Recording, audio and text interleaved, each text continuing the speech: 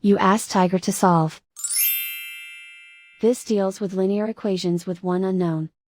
The final result is x equals 10/3. Let's solve it step by step.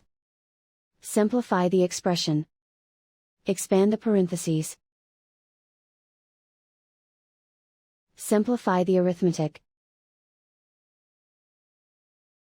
Group all x terms on the left side of the equation. Add 5x to both sides. Group like terms. Simplify the arithmetic.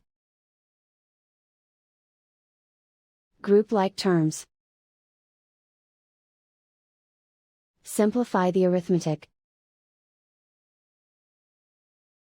Group all constants on the right side of the equation. Add 4 to both sides. Simplify the arithmetic.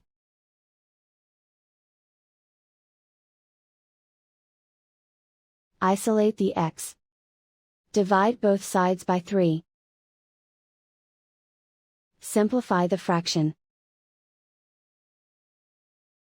And so the final result is x equals 10/3.